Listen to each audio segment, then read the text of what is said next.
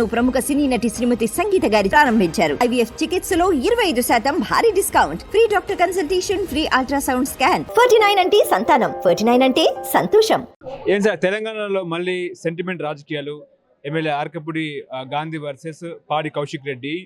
హింసను ఎవరు ప్రేరేపిస్తున్నారు, ఎవరు అల్లర్లకు మళ్ళీ క్రియేట్ చేస్తున్నారంటే ఏం చెప్తారు? తెలంగాణ రాష్ట్రంలో, ప్రశాంతంగా ఉన్న రాష్ట్రంలో ఇప్పుడు తెలంగాణ రాష్ట్రము, ఆంధ్ర రాష్ట్రం, రెండు తెలుగు రాష్ట్రాలు కూడా హింసను ఎవరు ప్రోత్సహించారు అనేది చాలా క్లియర్గా ఉంది.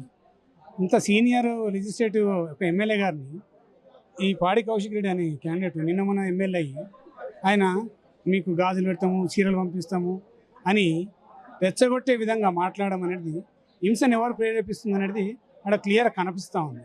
మీ ఇంటికి వస్తాము, మీ ఇంటికాడ మీ ఇంటికి జెండా ఎగిరేస్తాము, లేకపోతే మీ గాజులు తొడిగిస్తాము, చీరలు కట్టిస్తాము అనేది అది ఎంతవరకు సమంజసం? అది ఒక బీఆర్ఎస్ పార్టీ యొక్క స్టాండా, లేకపోతే ఓన్లీ కౌశిక్ రెడ్డి యొక్క వ్యక్తిగతమా అనేది పార్టీ నిర్ణయించాలి. దాని మీద ఇది ఉంటుంది. ఇప్పుడు ఆర్కేపుడి గాంధీ గారు కాంగ్రెస్లో ఉన్నారా, బీఆర్ఎస్లో ఉన్నారా, ఆయన ప్రతిపక్షంలో ఉన్నారా, అధికార పక్షంలో ఉన్నారా, ఏం చెప్తారు? ఇప్పుడు గాంధీ గారు దానికి సమాధానం చెప్పారు. మేము కొత్తగా ఇప్పుడు చెప్పాల్సిన అవసరం లేదు దాన్ని ఆ విషయంలో. ఇప్పుడు మేము పార్టీ స్టాండ్ మీదనే ఉన్నాం, దాన్ని మీరు కాదని చెప్పే ఇది లేదు.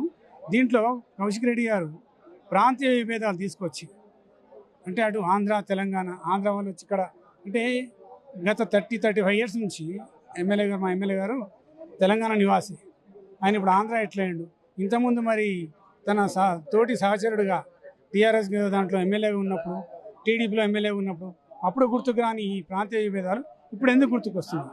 ఈ ప్రాంతీయ తత్వం అనేది టీఆర్ఎస్ స్టాండా, లేకపోతే కౌశిక్ రెడ్డి గారి వ్యక్తిగత విషయమా? అది వాళ్ళు తేల్చి చెప్పాలి. దానికి పార్టీ అధినేత కేసీఆర్ గారు కూడా సమాధానం చెప్పాల్సిన అవసరం ఉంది. కౌశిక్ రెడ్డి ఇంటిపై దాడి చేసిన పరిస్థితి అది కరెక్టే అంటారా? ఇక్కడ దాడి అనేది వాళ్ళు ప్రోత్సహించారు. ఇక్కడ ఈ గాంధీ గారి అనుచరులు కానీ ఎవరు కానీ దాడిని ప్రోత్సహించాలి.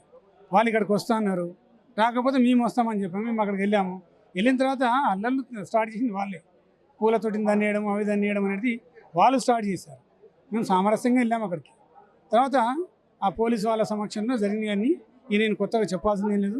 ప్రతిదీ కూడా వీడియో క్లిప్పింగ్స్ అవన్నీ ఎక్కడ దాడి జరిగింది అనేది మీరే నిర్ణయించాలి పాత్రికేయులు. నేను అర్ధరాత్రి వరకు తెలంగాణ రాష్ట్రంలో ఒక హైడ్రామా జరిగిన పరిస్థితి, బీఆర్ఎస్ వాళ్ళని అరెస్ట్ చేయడం, హరీష్ రావుని అరెస్ట్ చేయడం, మళ్ళీ ఉద్యమ రోజులు గుర్తు చేసుకుంటున్నారా బీఆర్ఎస్ వాళ్ళు?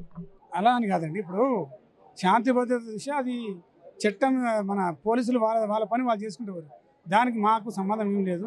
దానికి గాంధీ గారు కూడా ఎట్లాంటి సంబంధం లేదు. అది పోలీస్ అధికారులు వాళ్ళ స్టాండ్ ఏందో వాళ్ళు ఎక్కడ వరకు, వాళ్ళ లిమిట్స్ వరకు వాళ్ళు దానికి బాధ్యులు. కానీ దానికి ఎక్కడ కూడా గాంధీ గారు కానీ కార్యకర్తలు కానీ ఎక్కడ కూడా దానికి బాధ్యులు కాదు. అది పోలీస్ వాళ్ళకే బాధ్యులు, పోలీస్ బాసులే బాధ్యులు.